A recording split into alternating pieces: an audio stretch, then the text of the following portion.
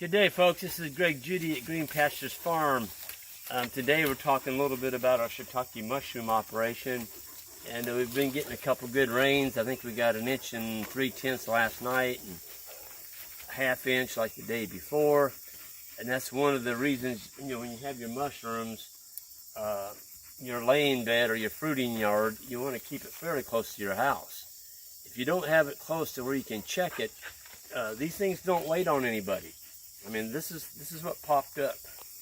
We came out here this morning, and they can be literally this size right here. That's what we call a button mushroom. The size of my fingernail, or even smaller than my fingernail. And the next day, that one mushroom can be like this.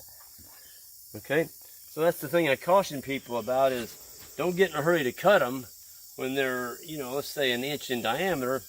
If you're selling mushrooms, you're selling weight. Let them grow. Let them get some size on them. So this is a little log.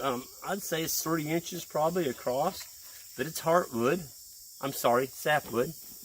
You look on the bottom of it here, it's got a lot of sapwood. And you can tell when your mushrooms have taken the inoculant by looking on the end of them. Look at that white. You see the white on the end of that log? That's telling you that there's some critters living in there. If you don't have any white on the end of your log, it probably didn't take. We do mark all of our logs with a tag now, and you can buy these tags. We get our tags through Field and Forest. It's the same place we buy our spawn from. That's out of Wisconsin. Good folks to work with. Something I've learned here, I did about 700 logs in here, and I tried 10 or 12 different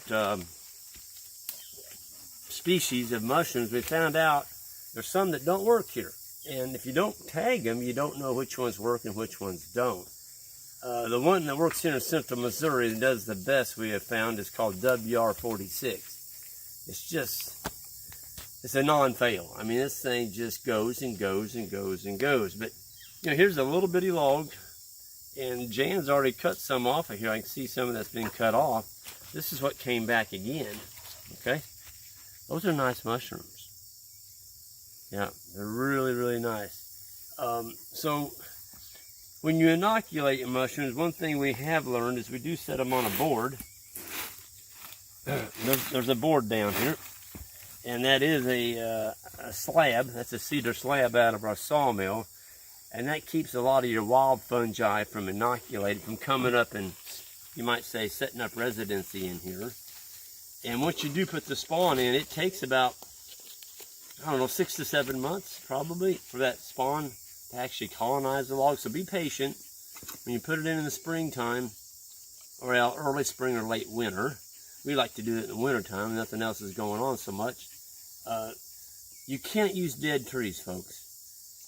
It's got to be a live tree. And people say, but Greg, I've always heard mushrooms like dead logs. Well, the wild ones do. And the wild one's already in there. So when you go in there to put your spawn in a dead log, there's already wild mushrooms living in that log. And they're probably going to kick your mushrooms out. Okay, they're not going to let them set up shop in there. So it's got to be a green log or a green tree, and you cannot use the trunk section as well as you can the limb section. Now you can use the trunk, but it's going to be heavy. I mean, you can be packing around a lot of weight, and you're really not going to grow that many more mushrooms. It's the sapwood on these limbs. This is all limb sections. These are all limbs off of trees that we cut down. And, I would have got, let's see, 1, 2, 3. I'd have got 4 pieces of firewood off of this. Folks, once you put this spawn in there, you can grow food on it for 5 to 7 years. Just on that. Okay, now this is a white oak. We've got some black oak in here. We've got some red oak. We got tons of oaks. That's what I'm going to use. You can go to the Field and Forest magazine, and they've got a list on there of what woods you can use and what woods you shouldn't use. I can tell you this, the oak logs will last a lot longer than a sycamore or a cottonwood or a birch. So the work is drilling and putting the spawn in. Why wouldn't you want that log to last as long as you possibly could? And so that's what we've done. And it's, I've got that one turned upside down. But yeah, so we're going to cut a ton of mushrooms here this morning. This is one bed. We got another bigger bed down below the lake over here. We're going to go get it. But yeah, it's something you can just take a, I don't even have my pocket. Yeah, I got my pocket knife. You just take your pocket knife, and just reach in there and cut them off. See this one right here, let's drop my knife. This one right here's got 2. See that? They were both growing out of one hole. Folks, I've seen as many as 5. Here's one that's got 3 growing out of one hole. So just because you got one hole doesn't mean you're going to get one mushroom. You may get 5 out of that one hole. It's just unbelievable. Anyway, build your mushroom yard close to the house. Keep it in the shade as much as possible. If these things get dried out and get a lot of sun on them, you're not going to get any mushrooms. The very best place to build one is in a conifer, cedars, pines, where there's just no light coming into that woods. That's going to be your best mushroom yard.